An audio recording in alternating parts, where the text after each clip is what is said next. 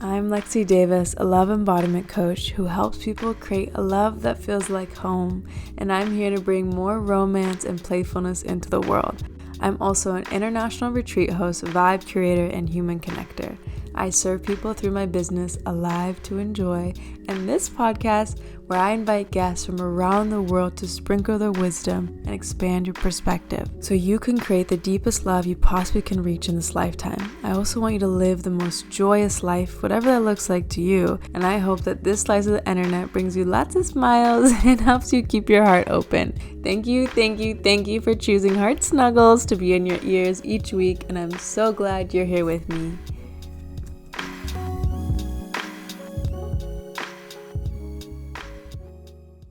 Welcome, Heart Snugglers. Hope you're having a beautiful day wherever you are listening to this episode.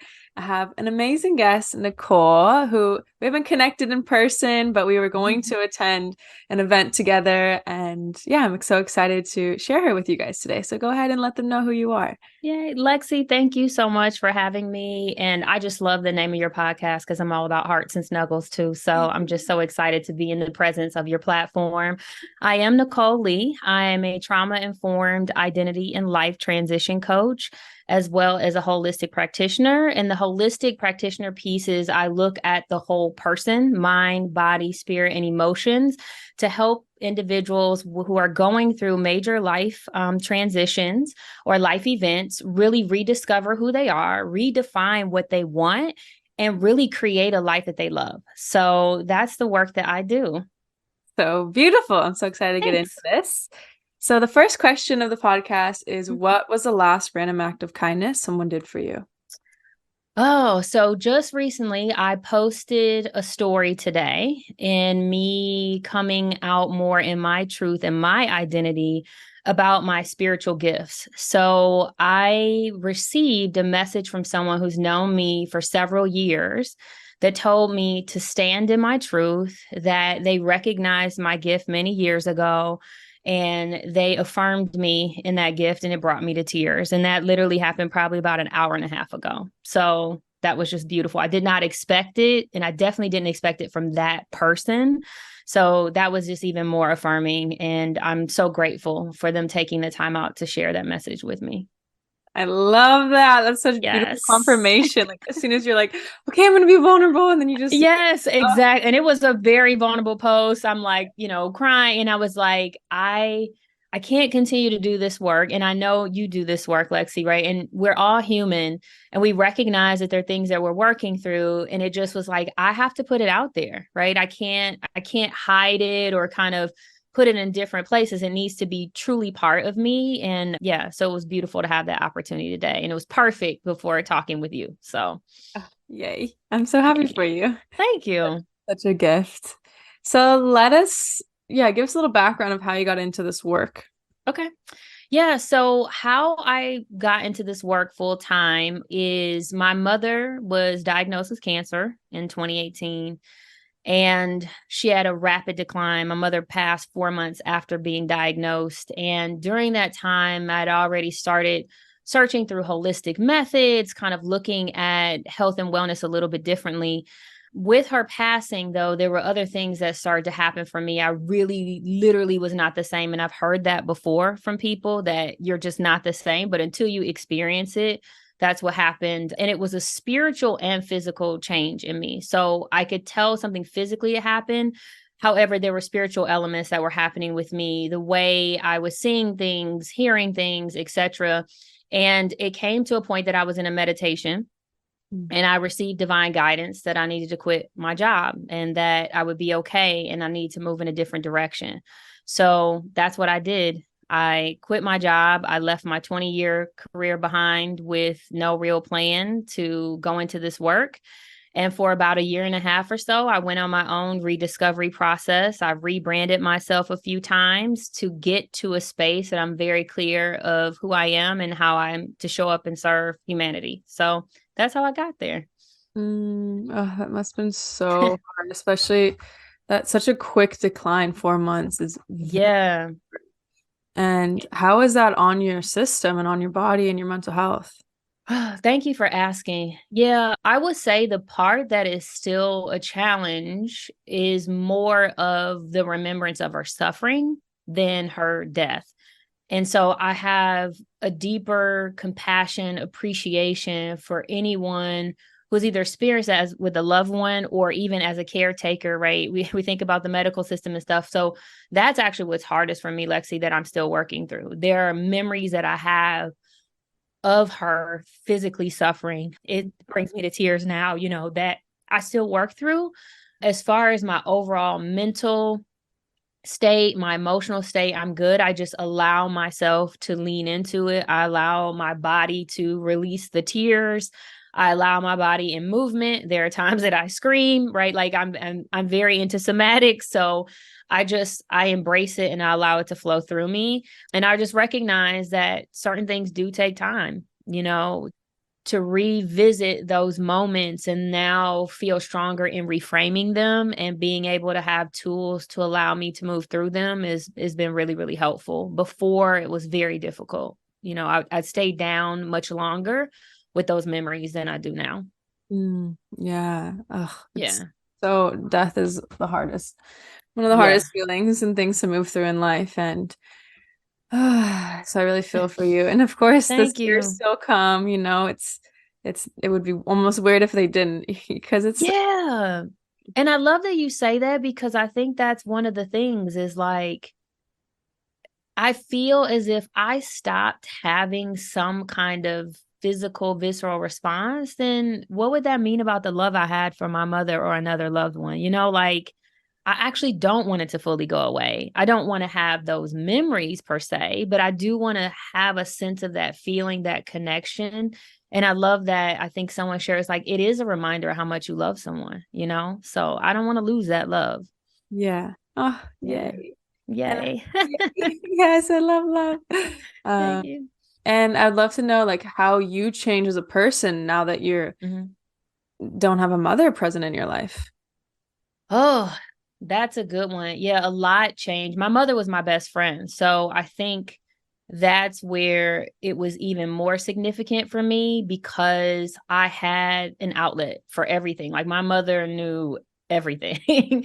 And so I think just not having that physical presence of that outlet, it was isolating and difficult in the beginning. However, it's allowed me to really reevaluate the people in my life and also how those people can support me in ways that I may not have leveraged them before, right? So there's a part that I recognize there's grief and no one will be able to replace my mother. I've also recognized there are people who have always been open and willing to support me in that way that I never even considered. So I think that's the beautiful part, that is recognized that some of that nurturing, some of the desire to not be judged, the desire to be seen can be found in so many different ways and with different people that you wouldn't expect. And I think that's been the exciting part of it. I will also say that as I continue to evolve and my own spiritual growth, I recognize that my mother's more present than she was in her physical form. My mother can be with me 24/7. So I have leaned more into that over time of speaking with my mother as if she's here, right? I buy my mother birthday gifts and Mother's Day cards. I ask for my mother's divine support and wisdom and protection. So that's the part that has helped me as well, because it's like, wow, I literally have you all the time and I don't have to worry about you. And now I know you don't have to worry about me because you're actually part of my protection and, support team. So that's helped me as well with navigating not having her physically here. And then I will say too, Lexi, I see so much more of my mother and myself. People say we looked alike, we talk alike, we have mannerisms alike. But I will tell you, I think she's showing up more in me, right? Like, I think she's like, you know what? I'm just gonna pop in and like give a Vicky sighting type situation. So I think that's really cool too, is I feel even more connected to her because I actually see her more in myself. Whoa, I love that. That's so Yeah. fun. I'll have to show you a picture because I think you'll say the same for Um, sure. So, I would love to see. And I just want yeah. to acknowledge a few things. First, that openness that we forget about, that we all have this capability to be and support each other in this way, but we think we can Hmm. only receive that from our family. And I'm someone Yes. who didn't really grow up with close family, and so I had to figure that out early on, that I actually get to receive that from friends. And the more open we are and allow people to hold us, the more we can receive that love outside of just our parents. So I'm really happy that you opened yourself up to still know that you can have that love even though she's gone. And then I'm so proud of you for realizing that like she's not gone, like she's still Right. here. And I think a lot of people forget that or don't tap into that when death occurs. And yeah, they're still here. So it's so nice. Yeah. And thank you for that. And I do think that depending on your upbringing, your experience, traditions, and things of that nature, particularly around death, it is seen as this disconnect, this separation, right? Versus just once again a transition, a shift in the relationship. And I think the more that we talk about it that way, the more people do feel liberated and free to explore that in a different way and start to really embrace it. So I appreciate you recognizing that as well. Yeah, I hope that's one of the reasons, for this podcast and things is so that we Yeah.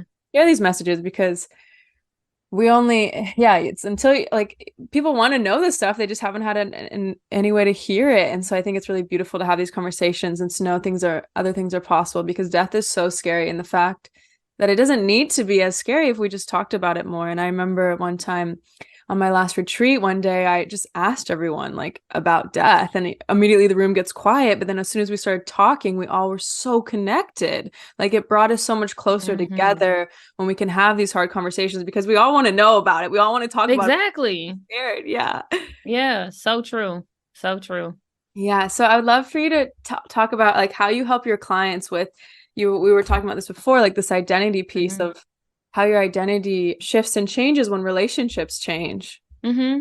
Yeah. So it's interesting, even through my own experience, that losing my mother had me evaluating more of who I was and how I wanted to show up in the world. And I feel and sense that many people aren't necessarily making that correlation or connection when they're going through a life event.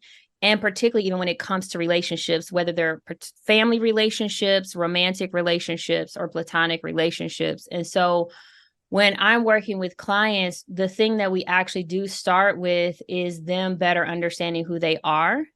Because if we go just to the event, then it starts talking about all the activities of the event, what happened with the person, the interactions, and things of that nature. When you recenter back to who are you, who were you in that relationship, how are you seeing yourself differently now, either going through the relationship or coming out of the relationship, and where are you seeing a disconnect in your truth in that process? What I found by asking in this more exploratory space, my clients start to recognize how they were losing themselves, releasing their power, or forgetting those opportunities to reconnect with themselves in their relationship. And so part of the challenge of that separation is more of the part that they lost in themselves and trying to get back to that than it is the actual separation of the person or the relationship itself. It's so powerful. We truly don't recognize it. Like I never recognized it. There's so many, I was very codependent in Mm-hmm. relationships, and then that's why a lot of people are fearful of commitment because of that, Mm-hmm. because they've lost themselves. They don't even realize that that's what's happening. So what's a way that people can start to realize their sense of self and maintain their sense of self while Mm-hmm. being in connection with another? Yeah, and I think to your point too, I just want to add, Yes. I recognize that I had a lot of codependency as well. And I also was a person that wanted to morph into almost all these different identities depending on the person I was with. And I think that's different than adjusting and compromising. But when you're literally trying to create, it's almost like AI, right? Like I want to create the perfect whatever you want me to be designed to be, is where you do start to lose yourself. So I just wanted to acknowledge too that that's something I had to grow out of and also be aware that I was doing. As far as working with clients and helping them with not losing themselves in the process, I think it's important to start to look at what your personal rituals, activities, behaviors are, because I think just starting there creates a bit of simplicity. So if we start looking at what are you doing every day that is truly focused on you? Like on whether it's your self-care, whether it's your mental state, whether it's what you enjoy, food you eat. I mean, very simple things. I think it becomes an eye opener for many people of how much they're doing things for other people and how they're adjusting their style or personality based on other people or outside influences than themselves. So just starting with something I feel is simple and not as intimidating. Once again, the light bulbs go off and you're like 90% of my day, right? Relationship with boss, relationship with loved one, relationship with family. 90% of it is doing something for somebody else. And there could be a significant part of that I actually don't feel good about. I'm just doing because I feel like I need to do it. And so even by doing that, we say, okay, then I go into what's realistic, because it may not be realistic for you to turn that 90% into 25% in a week or even 90 days, right? So it's like, okay, what part of this, now that you see that you're not giving yourself this time to either discover yourself or connect with yourself, how much time do you feel is realistic and comfortable to do that? So say it's 30 minutes. It's like, okay, great. Let's start to look at the things that really have you feel more connected to yourself. That could be music, that could be talking to a friend that really gets you, whatever those things are, to then just start creating something that feels very natural to get more connected to self. Where I found this sometimes to be a challenge is if we get to a space we recognize as there's been some significant trauma or belief systems around not putting yourself first. Mm-hmm. And so if that is a case, and that's a different approach, because now we're working through some of these deep belief systems that give you even a physical response that doesn't feel good to do that. And so that's just a different journey that's working more through the body, that's creating more compassion and space to kind of go through that process. So I just want to share that too, because I recognize some people are like, you know what? I wasn't raised that way. That's not seen as acceptable. It just feels very, very uncomfortable doing that. And so I think we also have to recognize, acknowledge, and create that space to say that's actually okay. And we need to figure out an approach that works for you, recognizing that. Yeah, I think culturally too, like my past lover, he was Persian and there's no boundaries. There Yeah. is no separation. And so how do you work with that like enmeshment piece of slowly realizing like you are all your own separate beings?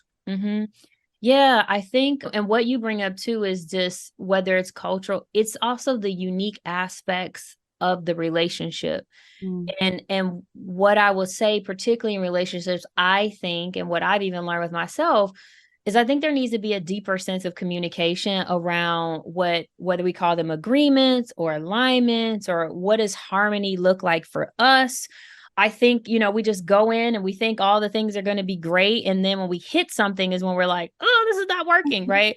So I think it's an opportunity because there's an honor and appreciation for that. You wouldn't have been with your lover, right, if there wasn't an honor and appreciation for certain elements of that culture and who he or she was.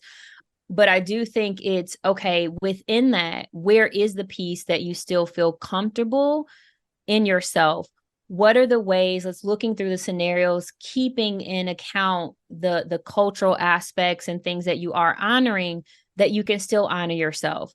what do you see that conversation looking like? What is the language that you want to use that still creates a level of respect and honor and connection, but also allows you to stay in yourself of what you want to be accountable and honoring yourself. And I think that's the piece too, Lexy, is us going through scenarios of the language, the words we want to use that creates a space of love and respect and honor, while also for the person, but also ourselves. And so what I found too, and I'm sure you probably found this too, is a lot of times we haven't been given the language. We haven't been encouraged to kind of work through scenarios in a safe space to feel comfortable having the conversation with a loved one. Mm-hmm. and working through what the rejection might look like or the conflict might look like, so that we feel more prepared also in the dialogue.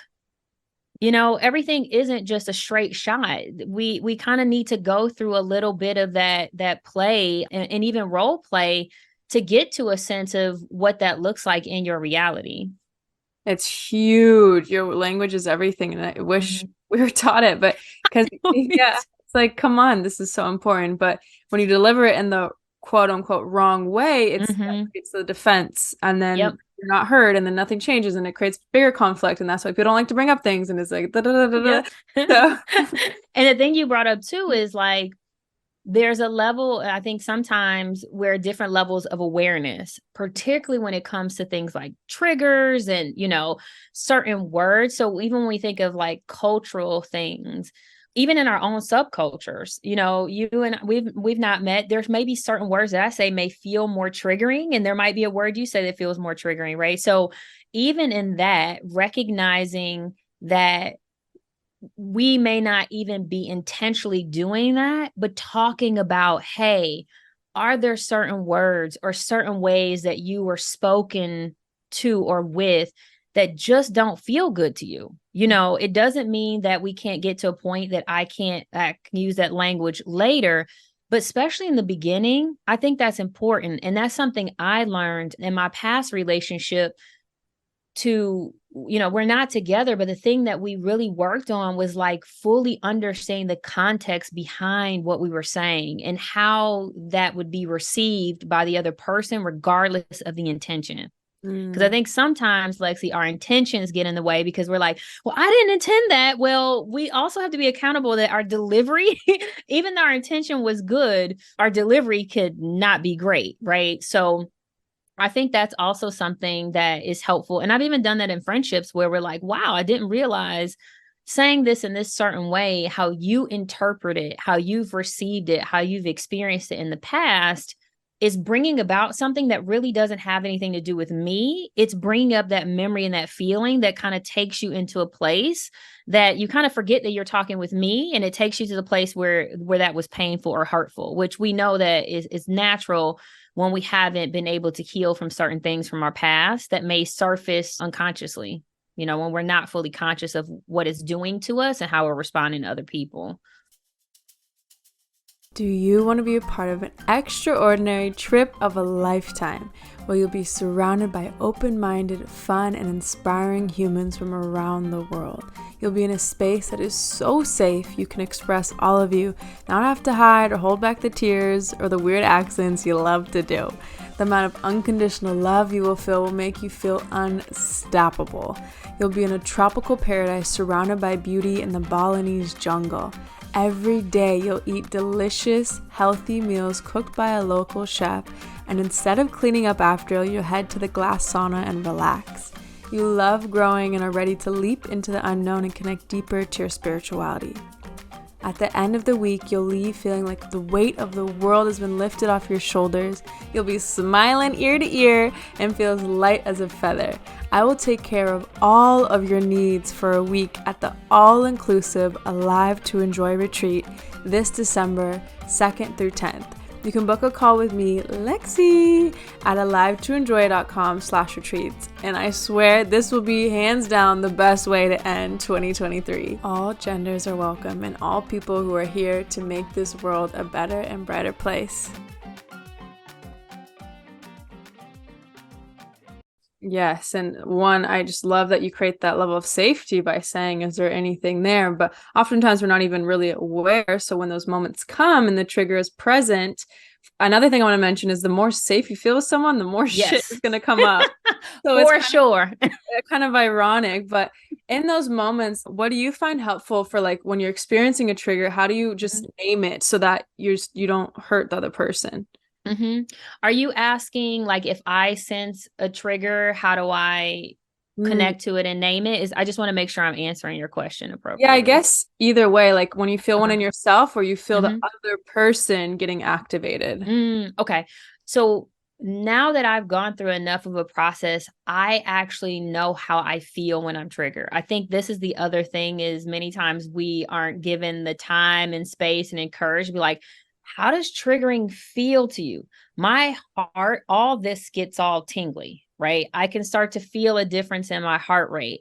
Sometimes I can feel the sweating. So I now am connected like, ooh, I may not know what the full trigger is, but I know something's triggering me. And so as a result, I can say whether depending on the person is like, hey, I may not use the word triggered, right? But something about this is activating something in me that I feel I'm not going to respond in my greatest self, or it's not going to be healthy.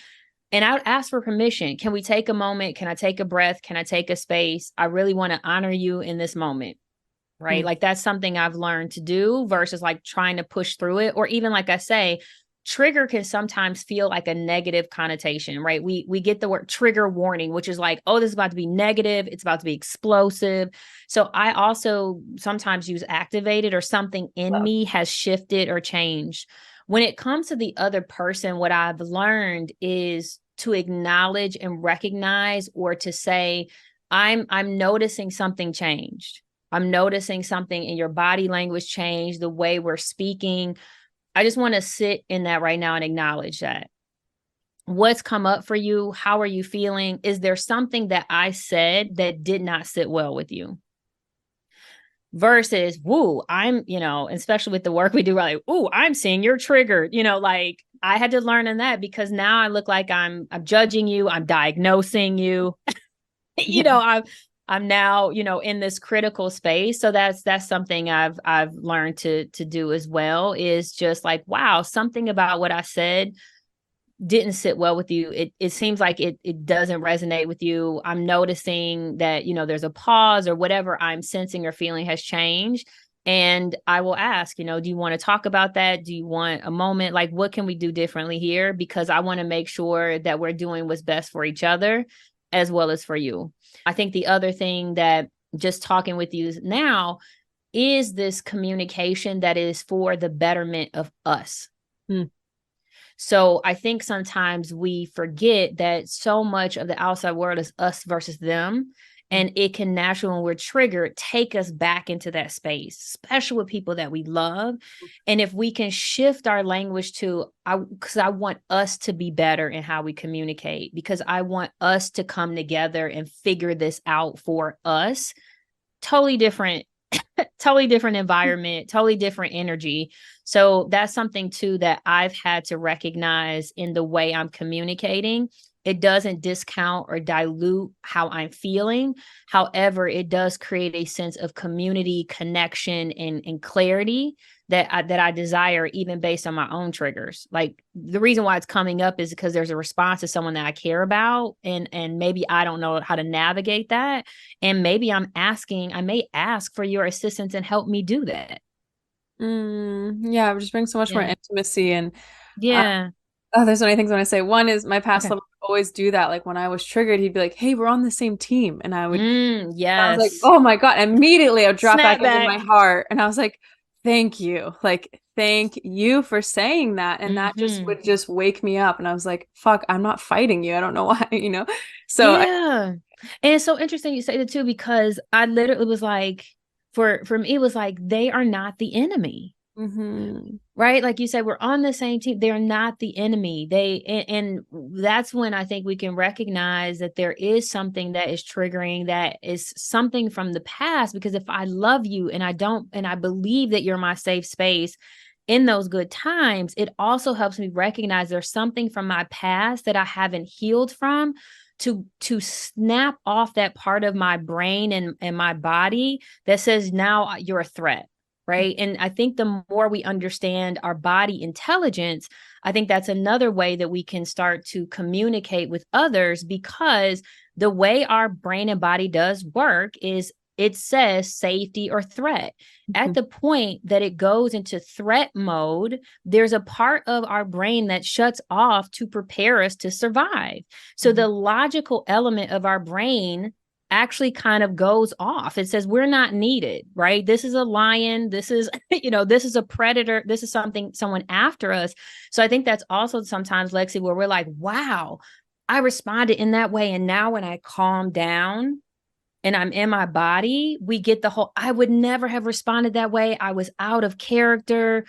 Oh my gosh, I can't believe. But that's where I think also better understanding how our body works, so that we are able to leverage that as the tool to empower us in our conversations, and also giving us something that is common, or can be common, because we're all human, even when our cultures and stuff are different, of how we operate, that helps us feel that it's not just based on the relationship challenges, it is based on biology, right? And bringing that to bear, I think, has also been empowering. I've shared that with clients, and it creates this different level of understanding and connectedness to themselves and other people that I think also we weren't taught.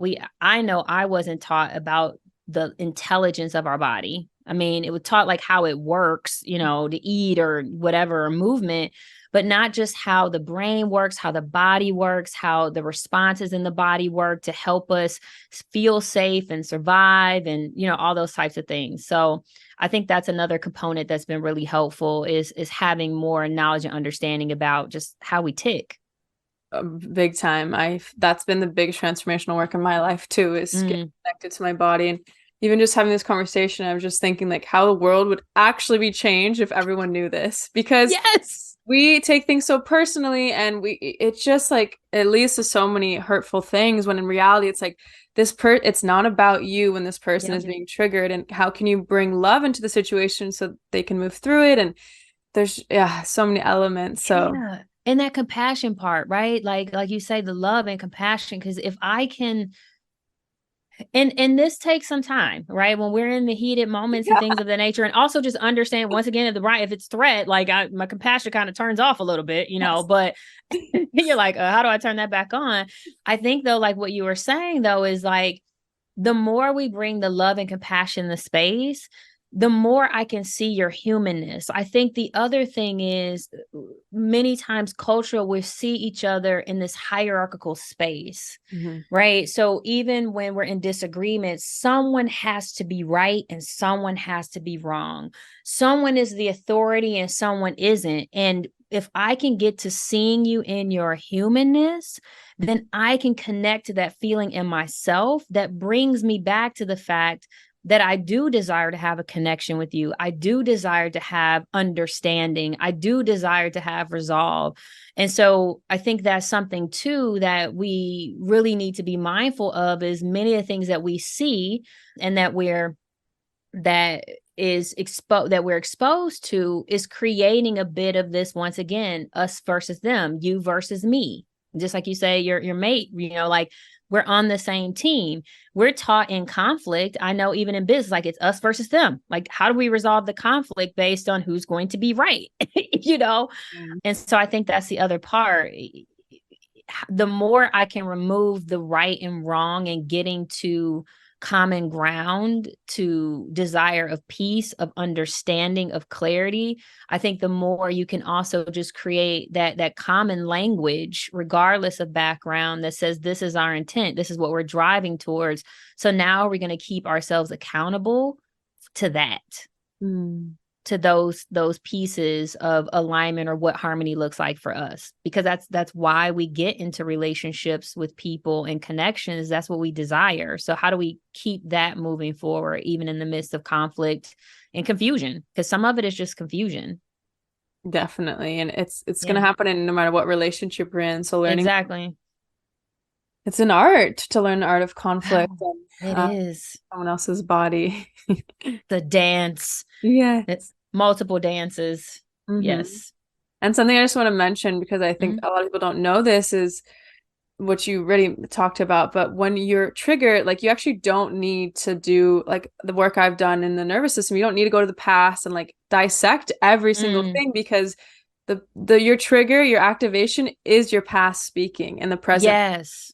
And so when you can just address what is being currently activated, that is actually transforming and healing the past. And so when Hmm. you can create the space and even tell it when you're with someone else, usually you're with someone when you're activated, but not Hmm. always, and just naming it and being like, can you like just hold space for me to move through this right now? It's not about you. And obviously, like you said, it's really fucking hard to do in the moment. Like it's easy. We're talking about it now, but girl, I'm like, Right. when you're in the No heat, moment.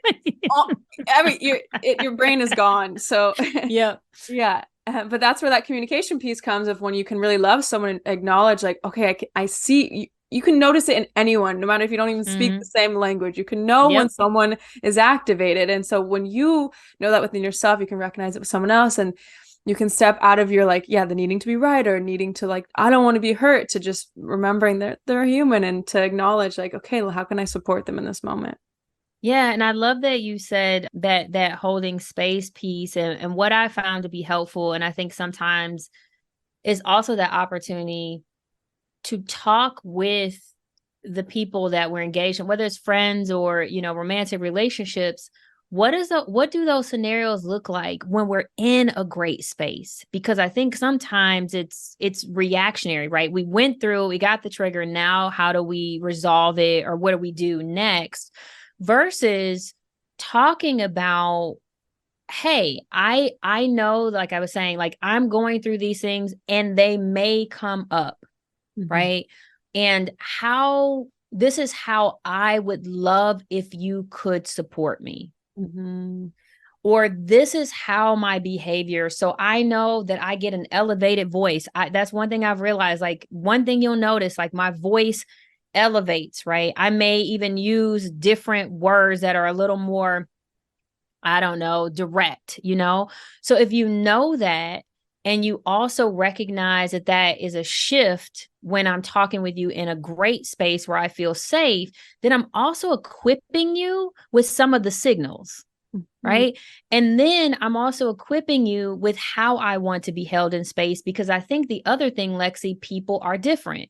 Some people say holding space is allowing me to walk away, and that can be uncomfortable, right? My last mate was one who needed time to work through things. I'm a person who wants to work through it right now. Well, that is that is not helpful, right? When someone wants some time to decompress. So if I honor that, then I say, okay, in these particular moments where I feel it's this type of topic, I really feel like I need some clarity or confirmation because it's so important. It creates a rise in me that I can't wait for the 24 hours. Can we agree on that? Yes, great.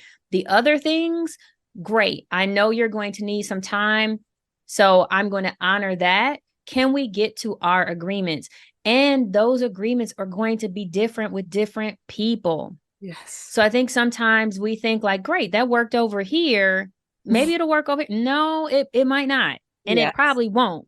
So I think that's the other thing is the more we can be proactive about what we do know, how we do feel when we're in that loving, intimate space, that joyous space. I think sometimes it's cool doing it when you're having fun, right? Like, hey, we might go through whatever and we're taking a walk or we're working out and we start talking about it because it also is a different flow and a different energy. You can kind of be more expansive in your conversation because it's not just sitting still staring at each other.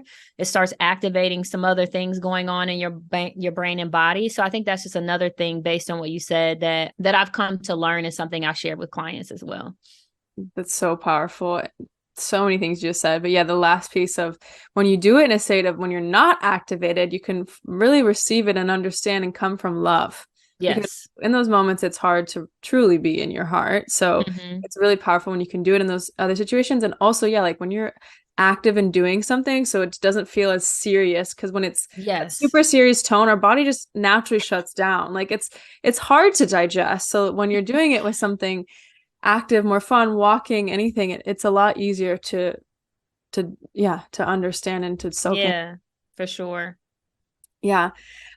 Amazing. So many Yay. good things. Thank you so much. This has been so beautiful and so helpful. And I just love the simplicity. It's so funny how we forget that it's just naming and saying these simple things in communication that we just often will sometimes freeze. I'm very prone to freeze response, and Mm-hmm. or we just want to run away and avoid it, when if we could just say these simple things, we can help so many of our relationships in Mm-hmm. so many ways.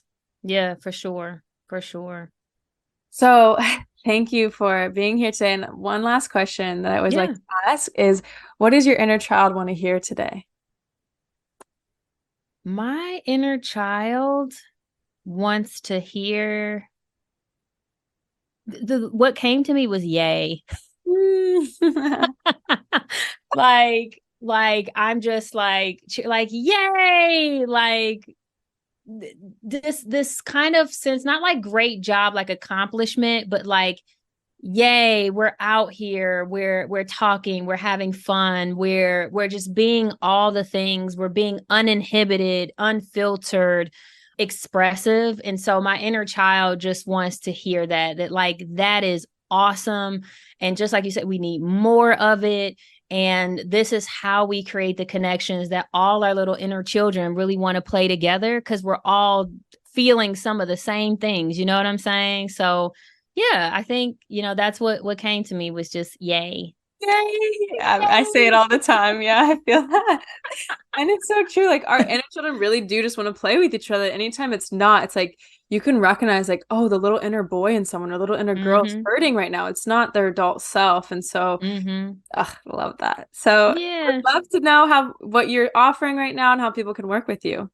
Yeah, so I think what's probably the easiest is right now I have one-on-one sessions that I have available, and I love to offer a 30-minute free complimentary session to talk about whether it's your own identity of who who you are, if it is to talk about a life transition, if it's just the whole space, because as we've talked, Lexi, sometimes it's just being able to be with another person who can hold the space and you feel seen and heard in that moment and just empowered to move forward. And maybe it's with me or someone else or with Lexi.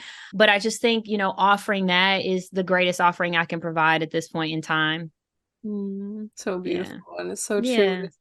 Nothing like being held and just being able to show up as yourself and have support. That's definitely where I would not be where I am today without the immense amount of support I have Mm-hmm. actively reached out for, because support doesn't necessarily just fall on your lap. You got to ask for it. And that was something I really struggled with. And now I will never go back to not having support, because it just feels so good. And I really believe we're meant to be in community and meant to lean on each other more than we do. I feel like this individualistic society is so wrong. Yeah. And I love what you said of the active. That was similar for me. I think that's the piece is taking back that power of making that happen for you, right? You may have to go in different spaces or places to find your people.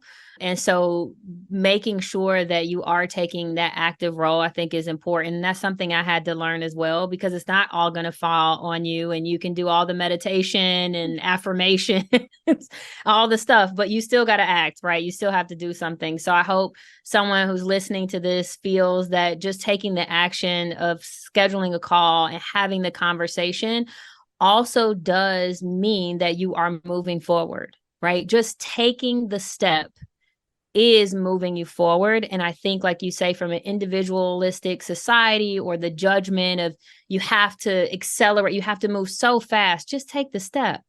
That we're going to celebrate you taking the step. Mm-hmm. One step forward in the life that you desire is significant.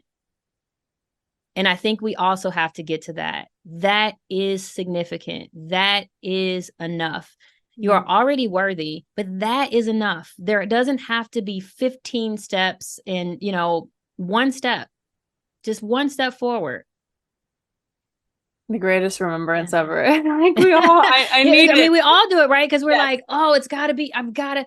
No, like your intention. And I think this is the last thing I will say too that I found powerful. Like I think we're used to goals. Goals are beautiful, right? That's that future. And I think sometimes the goals, the big ones, can seem so far away and so overwhelming. And when we're talking about things that we've talked about today, is if you set the intention that you desire something great for your life, you're already moving towards the goal, even if you haven't fully defined it.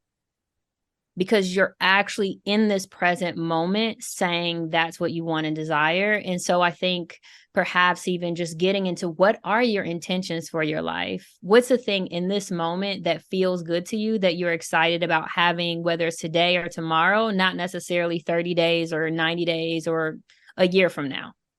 That helps you back into or move forward to a goal to achieve, per se. Yes. And it's so much more powerful that way, because when it's the overwhelm hits, it's like, check out. Done. Yeah. Which I get into a lot, and I have to remind myself, like, it is just the one step. And I always congratulate anyone when they book a call with me. I'm like, I'm so proud of you. It's courageous to do that. So yes, for sure. And I think too, just, even in this space, because I mean, many spaces are vulnerable. I think when people are really raising their hand to say, I do want to discover more about myself, or I am hurting and I am going to speak with someone in this space and share that with them, is huge. And yes, celebrating that, acknowledging someone for that, and appreciating them for that, I think is huge. And we have the opportunity to just change someone's perspective of themselves just by doing that. And I think that's the greatest gift I believe I have in shifting into this work. Like, if I can do that, if you feel seen, I'm grateful. It's the best gift ever. Yes. Well, thank you so much for being on here today. Lexy, thank you so much for having me. I learned so much from you, and I feel so connected. I'm so appreciative. Thank you for allowing me to be on your platform and be part of your mission and vision. You made it to the end of the episode, so now it's time for our snuggly heart breath of the day. Place a hand or both hands, if it's safe to do so, over your heart, and take a big breath into your heart center. Open your mouth and let it go. I'm so grateful to have shared this time with you. If you enjoyed this convo, please share with your besties and your fam. And if you're a visual person like me, fly over to YouTube and watch the video. If you want to do a random act of kindness today, please leave a 5-star review so more people in the world can get their heart snuggled. You're helping tremendously when you do this, so thank you so much. And as a gift for doing so, I'll give you my Soften Your Heart Medi that feels like an exhale and a hug from within. When you leave a review and email me the screenshot to heartsnuggles@alivetoenjoy.com, you can also find the email in the show notes, and you'll get the free meditation. Sending you the warmest, comfiest hug and lots of unexpected blessings your way. Remember that every single person just wants to be loved. So how can you be loved today?